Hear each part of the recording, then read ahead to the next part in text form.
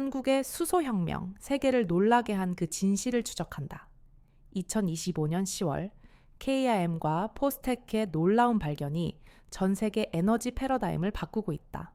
구독과 좋아요로 한국 에너지 혁신을 응원해주세요. 2025년 10월 3일 새벽 6시 대전 유성구 한국기계연구원 KIMM 수소에너지 연구센터. 밤새도록 불이 꺼지지 않았던 실험실에서 마침내 기적 같은 소식이 전해졌습니다. 세계 최초로 20kg급 고체 산화물 전해전지 SOEC 시스템이 3,000시간 연속 안정 가동을 달성한 것입니다. 저는 박민수입니다. 20년째 에너지 전문 기자로 일하고 있어요. 그동안 수많은 기술 발표를 다뤄봤지만 이번 KEM의 발표는 정말 다른 차원이었습니다. 단순한 기술 개발이 아니라 인류의 에너지 미래를 바꿀 수 있는 혁신이었거든요. 그날 새벽 첫 번째로 만난 사람은 김재현 박사였습니다. 수소에너지 연구센터 센터장인 그는 40년째 수소 연구에 매진해온 베테랑이었어요. 밤새 실험을 지켜본 그의 얼굴에는 피로와 함께 깊은 감동이 어려 있었습니다. 박 기자님, 정말 믿을 수 없는 일이 벌어졌습니다. 김재현 박사가 떨리는 목소리로 말했어요. 3,000시간이라는 것은 125일 연속 가동을 의미합니다. 이는 세계 어떤 연구기관도 달성하지 못한 기록이에요. 실험실 안으로 들어가니 거대한 SOEC 시스템이 조용히 돌아가고 있었습니다. 겉보기에는 큰 냉장고 같아 보였지만 그 안에서는 놀라운 일이 벌어지고 있었어요. 800도 고온에서 물 분자를 수소와 산소로 분해하는 과정이 쉼 없이 진행되고 있었습니다. 김 박사가 모니터를 가리키며 설명했습니다. 현재 효율이 83%를 기록하고 있어요. 기존 알칼라인 전해 전지가 70%, 팸 전해 전지가 75% 정도인데 우리는 83%를 달성했습니다. 게다가 비용도 25% 절감할 수 있어요. 숫자로만 들으면 단순해 보이지만 그 의미는 엄청났습니다. 83%의 효율은 투입된 전력의 83%가 수소 생산에 사용된다는 뜻이었거든요. 나머지 17%만 열로 손실되는 것이었습니다. 오전 9시 저는 포항공과대학교 피오스텍으로 향했습니다. KIM과 공동 연구를 진행하고 있는 이곳에서도 비슷한 흥분이 감돌고 있었어요. 화학공학과 이승철 교수, 옹반 함세를 만났습니다. 그는 20년간 수소 연구에 매진해온 국내 최고 전문가 중 한 명이었어요. 이번 성과의 핵심은 폐열 활용 기술입니다. 이 교수가 화이트보드에 그림을 그리며 설명했어요. 산업 현장에서 버려지는 200도 정도의 폐열을 이용해 증기를 만들고 이를 SOEC에 공급하는 겁니다. 그래서 전력 소비를 10% 줄일 수 있었어요. 이것이 바로 25% 비용 절감의 비밀이었습니다. 폐열을 활용함으로써 전력 사용량을 줄이고 동시에 효율도 높일 수 있었던 것이죠. 1kg의 수소를 만드는데 기존에는 8,000원 정도 들었는데 우리 기술로는 6,000원이면 됩니다. 연간 1,000톤을 생산한다면 20억 원을 절약할 수 있어요. 점심시간, 저는 현대자동차 남양연구소를 방문했습니다. 수소차 개발에 한창인 이곳에서는 KIM의 발표 소식에 들떠 있었어요. 연료 전지 개발팀 박성호 팀장 45세를 만났습니다. 그는 15년째 수소차 개발에 매진하고 있었어요. 정말 반가운 소식입니다. 박 팀장이 환하게 웃으며 말했어요. 수소차의 가장 큰 걸림돌이 수소 가격이었거든요. 1kg당 8,000원에서 6,000원으로 떨어지면 경쟁력이 크게 향상됩니다. 현대차는 현재 넥소, 수소차를 생산하고 있지만 높은 수소 가격 때문에 대중화에 어려움을 겪고 있었어요. 하지만 KAM의 기술이 상용화되면 상황이 완전히 달라질 수 있었습니다. 수소차 한 대가 1년에 수소 100kg 정도를 소비하는데 연간 20만 원을 절약할 수 있어요. 게다가 수소 충전소 운영비도 크게 줄일 수 있죠. 오후 2시 포스코 광양제철소를 찾았습니다. 철강 업계에서도 수소에 대한 관심이 뜨거웠어요. 포스코는 현재 수소환원제철 기술을 개발하고 있었습니다. 기술연구원 김동철 수석연구원 50세과 만났습니다. 그는 30년째 제철 기술 연구에 매진해온 전문가였어요. 우리는 석탄 대신 수소로 철을 만드는 기술을 개발하고 있습니다. 김수석이 설명했어요. 연간 370만 톤의 수소가 필요한데 지금까지는 비용 때문에 엄두를 못 냈어요. 포스코의 수소 환원 제철이 성공하면 CO2 배출을 대폭 줄일 수 있습니다. 기존 제철 공정에서 나오는 CO2를 제로로 만들 수 있는 혁신적인 기술이었어요. KIM 기술이 상용화되면 수소 비용이 25% 줄어들어서 우리 계획에 큰 도움이 됩니다. 2030년까지 수소 제철 상용화가 가능해 보여요. 그날 저녁 서울 여의도 산업통상자원부를 방문했습니다. 정부도 이번 성과에 큰 관심을 보이고 있었어요. 에너지정책관 최민호 국장 48세과 면담할 수 있었습니다. 그는 정부의 에너지 정책을 총괄하는 핵심 인물이었어요. 이번 KIMM의 성과는 정말 의미가 큽니다. 최 국장이 진지하게 말했어요. 우리 정부는 2050 탄소 중립을 목표로 하고 있는데 수송영재가 핵심 역할을 해야 합니다.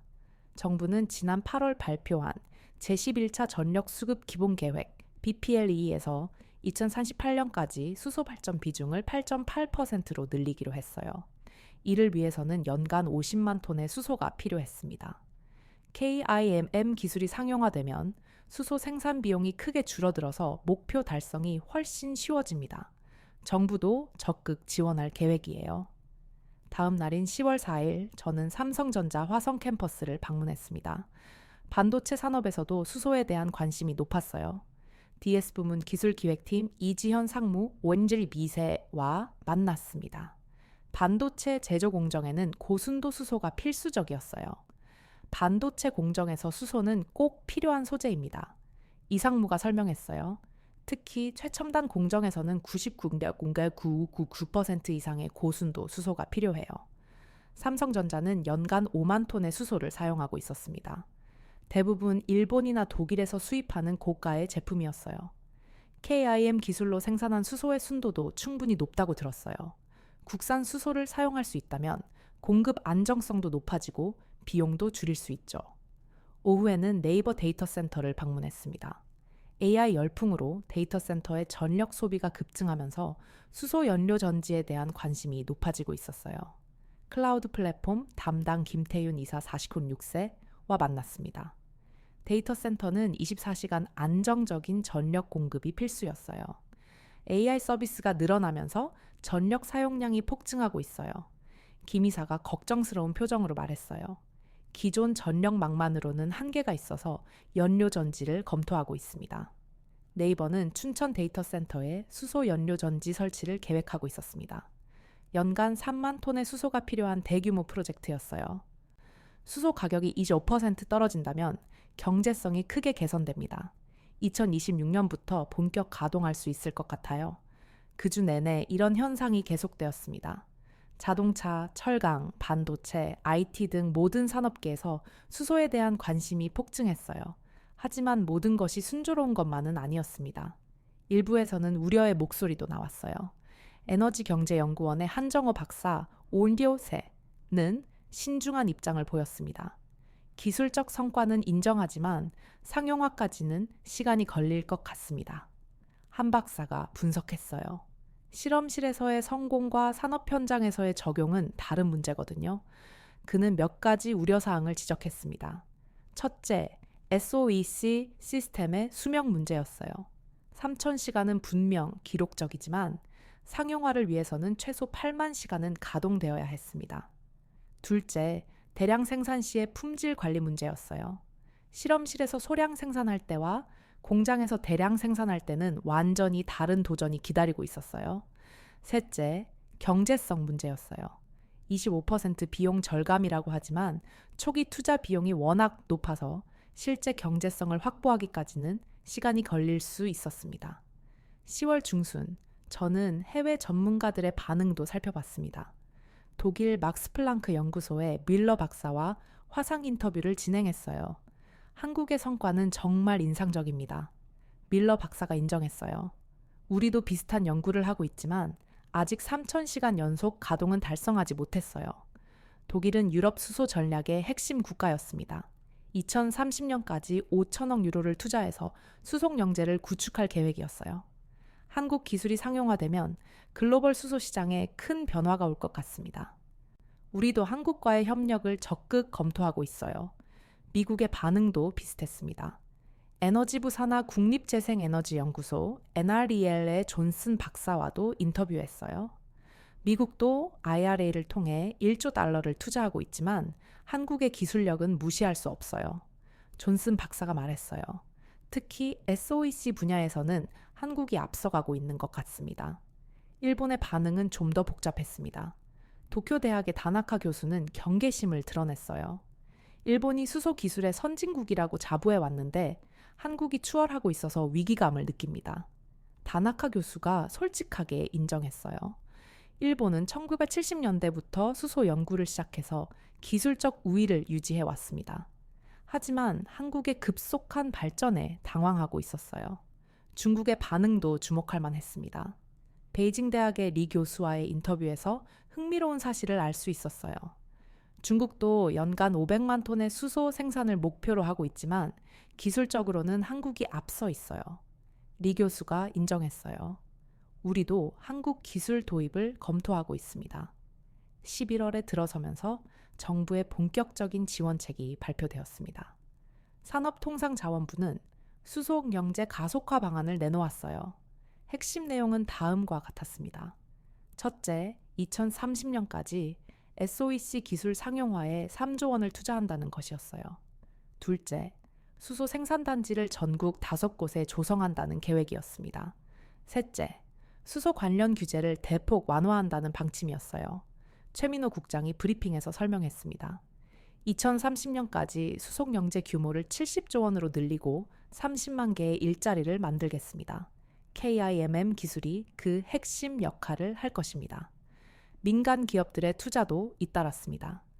현대차는 1조 원을 투자해서 울산에 수소 생산 공장을 건설한다고 발표했어요. 포스코도 광양에 수소 제철 실증 플랜트를 만든다고 했습니다. 가장 큰 변화는 금융권에서 일어났습니다. 은행들이 앞다퉈 수소 관련 투자에 나섰어요. KB금융그룹 이사회에서는 수소경제 펀드 조성을 의결했습니다. 5조 원 규모의 대형 펀드였어요. KB금융그룹 김태영 회장 58세이 설명했습니다. 수소경제는 미래 성장 동력입니다.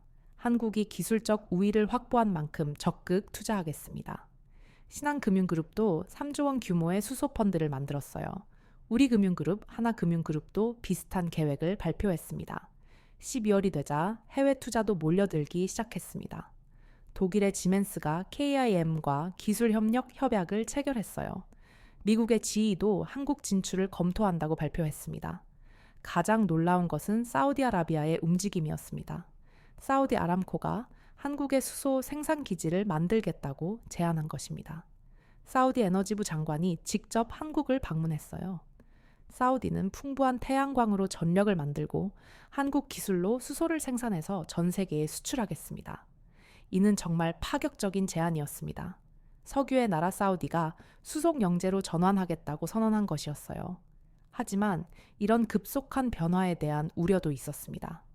기존 에너지 산업 종사자들의 일자리 문제가 대두되었어요. 한국석유공사 노조에서는 반발 성명을 냈습니다. 수소 경제로 급속한 전환은 석유 산업 5만 명의 일자리를 위협한다는 것이었어요. 한국전력공사 노조도 비슷한 우려를 표명했습니다. 기존 화력발전소가 문을 닫으면 3만 명이 실직할 수 있다고 경고했어요. 정부는 이런 우려에 대응하기 위해 정의로운 전환 정책을 발표했습니다. 기존 에너지 산업 종사자들을 수소 산업으로 전환시키겠다는 계획이었어요. 고용노동부 장관이 직접 나서서 설명했습니다. 아무도 뒤처지지 않는 에너지 전환을 만들겠습니다. 기존 일자리의 90%는 수소 산업으로 전환 가능합니다.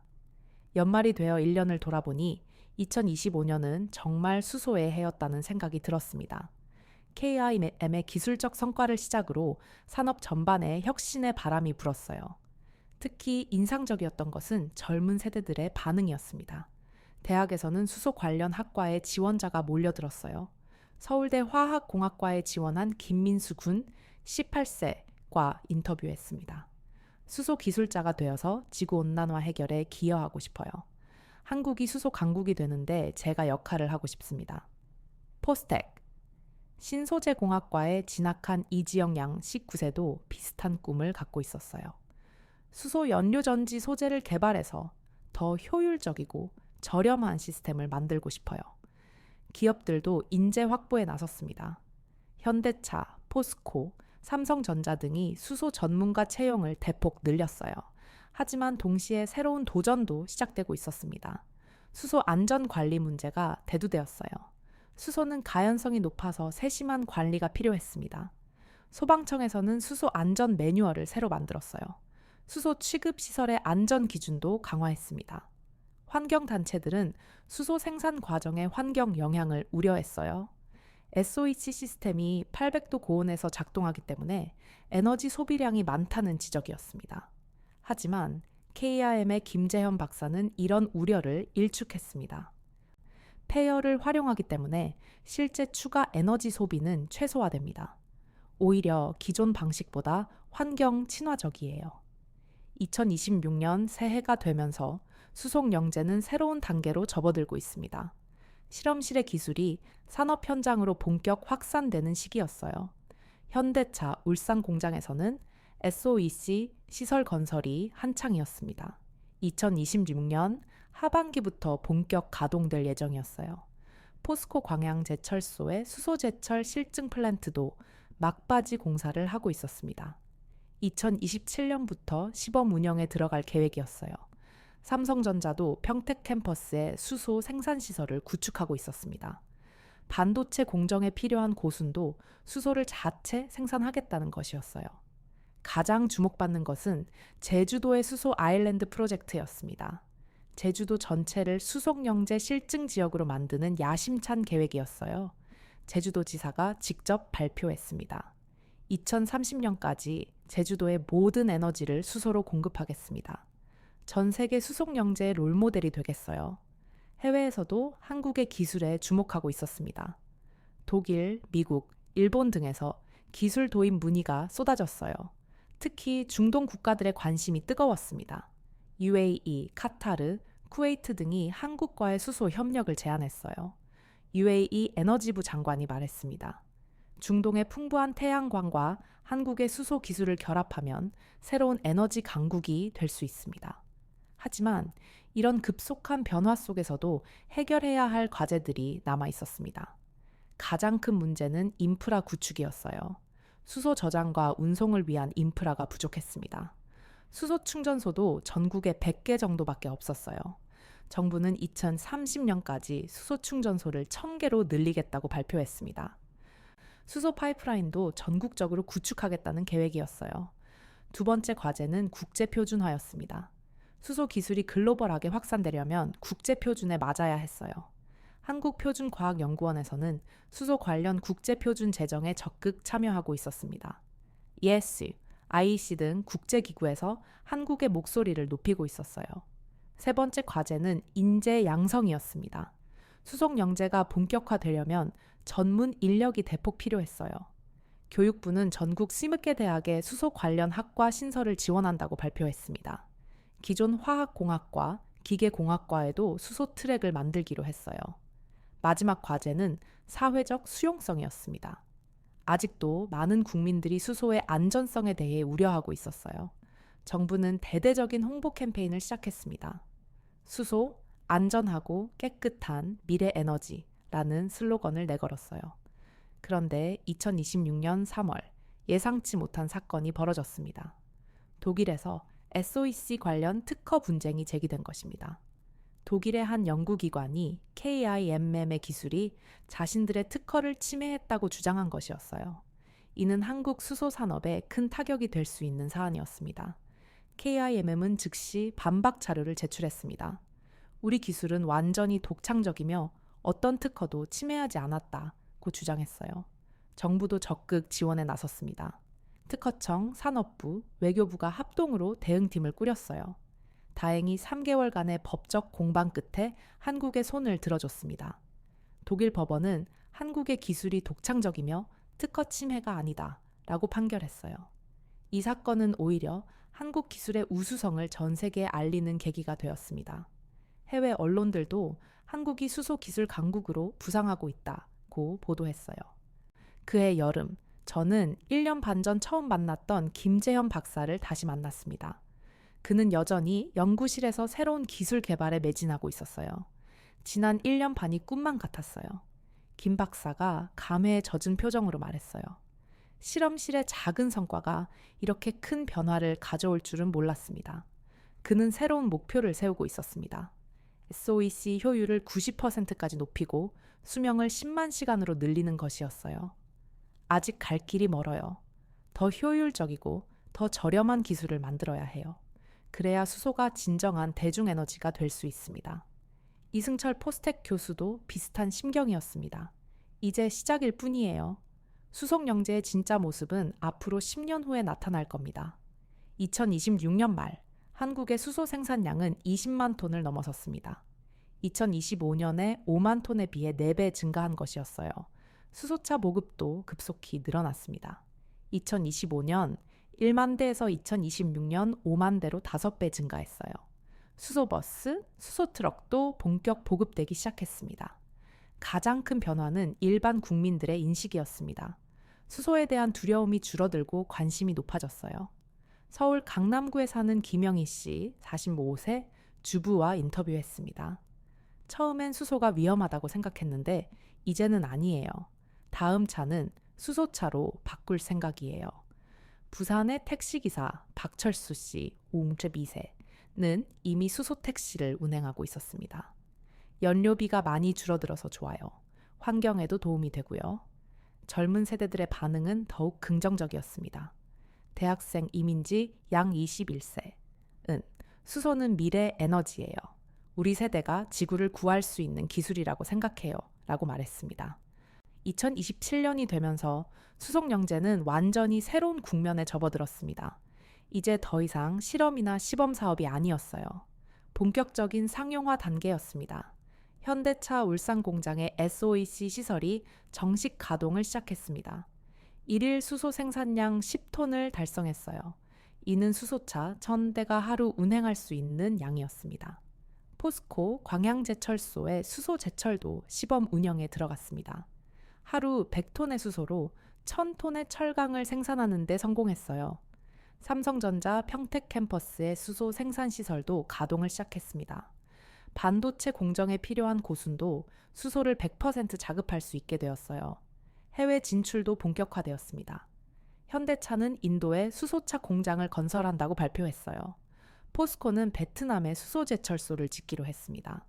가장 주목받는 것은 사우디아라비아와의 협력이었습니다. 사우디 넘시티에 세계 최대 규모의 수소 생산 기지가 착공되었어요. 한국 컨소시엄이 핵심 기술을 제공하고 사우디가 자금과 부지를 제공하는 구조였습니다. 2030년 완공되면 연간 100만 톤의 수소를 생산할 계획이었어요. 하지만 이런 성공 속에서도 새로운 과제들이 나타났습니다. 급속한 산업화로 인한 환경 영향이 우려되기 시작했어요. 환경부에서는 수소 생산 시설의 환경 영향 평가를 강화했습니다. SOEC 시스템의 고온 운전으로 인한 열섬 현상도 관리 대상이 되었어요. 또한 기존 에너지 산업과의 갈등도 심화되었습니다. 석유, 가스, 석탄 업계에서는 급속한 수소 전환에 반발했어요. 하지만 정부는 에너지 대전환의 의지를 굽히지 않았습니다. 2050 탄소 중립 달성을 위해서는 수송영재 구축이 필수적이었어요. 윤석열 대통령이 직접 나서서 비전을 제시했습니다. 한국이 세계 수송영재를 이끄는 리더가 되겠습니다. 이것이 우리 후손들에게 물려줄 최고의 유산입니다. 2027년 말 현재 한국의 수소 생산량은 50만 톤에 도달했습니다. 세계 3위 수준이었어요. 수소차 보급량도 20만 대를 넘어섰습니다. 더 중요한 것은 기술 경쟁력이었습니다. SOEC 효율은 88%까지 향상되었고 비용은 추가로 15% 더 절감되었어요. 해외 수출도 급증했습니다. 수소 생산 장비와 기술의 수출액이 10조 원을 넘어섰어요. 조선, 철강에 이은 새로운 수출 효자 종목이 되었습니다. 김재현 박사는 이제 세계적인 석학이 되어 있었습니다.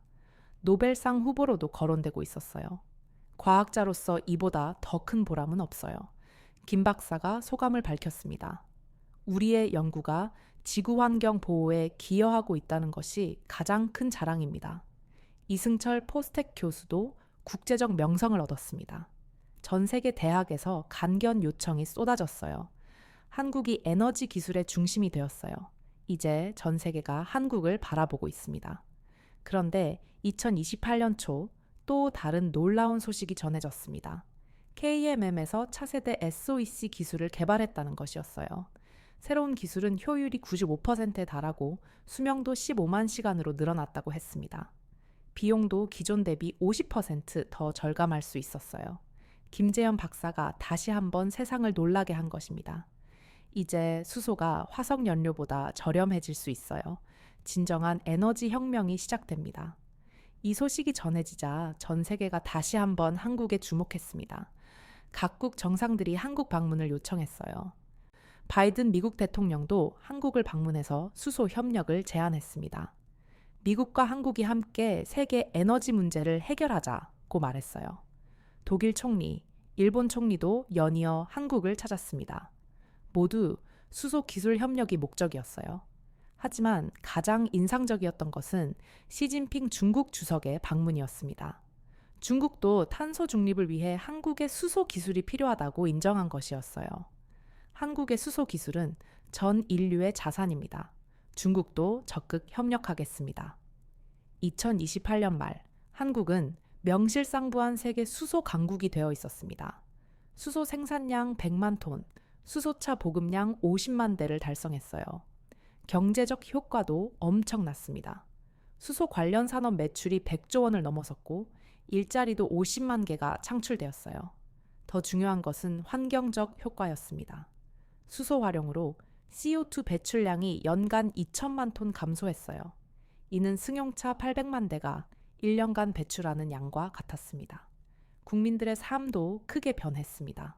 수소차, 수소버스가 일상이 되었고 가정용 연료전지도 보급되기 시작했어요. 서울 마포구에 사는 이정호 씨 38세 가족을 만났습니다. 그는 집에 가정용 연료전지를 설치했어요. 전기세가 70% 줄어들었어요. 게다가 정전이 되어도 걱정 없어요. 수소로 계속 전기를 만들 수 있거든요. 부산의 김미영 씨 43세는 수소차를 타고 있었습니다. 연료비가 정말 저렴해졌어요. 그리고 소음도 없고 매연도 없어서 정말 쾌적해요. 젊은 세대들은 수소를 당연한 것으로 받아들이고 있었습니다. 고등학생 박지민 양 17세는 화석 연료는 옛날 기술이에요. 수소가 진짜 미래 에너지죠. 라고 말했습니다. 하지만 이런 성공에도 불구하고 아직 해결해야 할 과제들이 남아 있었습니다. 수소 인프라 확충, 국제 표준화, 안전 관리 등은 계속되는 과제였어요. 특히 급속한 변화로 인한 사회적 혼란을 최소화하는 것이 중요했습니다. 기존 에너지 산업 종사자들의 전환 지원이 필요했어요. 정부는 수송영재 상생 발전 방안을 발표했습니다. 기존 산업과 수소 산업이 함께 성장할 수 있는 방향을 제시한 것이었어요. 2029년이 되면서 수송영재는 성숙기에 접어들었습니다. 급속한 성장세는 다소 완만해졌지만 안정적인 발전을 계속하고 있었어요. 이제 한국은 수소 기술을 전 세계에 수출하는 나라가 되었습니다. 수소 플랜트, 수소차, 연료전지 등을 60여 개국에 수출하고 있었어요. 김재현 박사는 노벨 화학상을 수상했습니다. 시상식에서 그는 이렇게 말했습니다. 이 상은 저 개인의 것이 아닙니다. 수소 미래를 위해 함께 노력한 모든 연구자들과 한국 국민들의 것입니다. 이승철 교수도 국제적인 석학으로 인정받아 여러 권위 있는 상을 받았습니다. 과학에는 국경이 없지만 과학자에게는 조국이 있습니다. 한국 과학자로서 자랑스럽습니다. 2030년 한국은 탄소 중립에 한 발 더 다가서게 되었습니다. 수송영재 덕분에 온실가스 배출량이 1990년 대비 40% 감소했어요. 세계는 이제 한국을 수소 공화국이라고 부르고 있었습니다. 작은 나라였지만 큰 꿈을 이룬 것이었어요.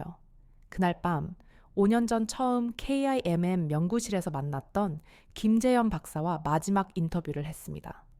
박 기자님, 5년 전 그날이 생각나세요? 김 박사가 웃으며 물었어요.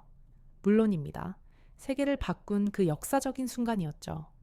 그때는 정말 몰랐어요. 우리의 작은 연구가 이렇게 큰 변화를 가져올 줄은. 김 박사의 눈에는 여전히 열정이 가득했습니다. 하지만 아직 끝이 아니에요.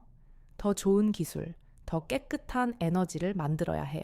우리 후손들을 위해서 말이죠. 2030년 12월 31일 한국의 수송영재 5년 역사가 막을 내렸습니다. 하지만 이는 끝이 아니라 새로운 시작이었어요. 수소가 세상을 바꾸었듯이 앞으로도 과학기술이 더 나은 미래를 만들어갈 것입니다. 그리고 그 중심에는 언제나 꿈과 열정을 잃지 않는 연구자들이 있을 것입니다. 한국의 수소혁명은 계속됩니다.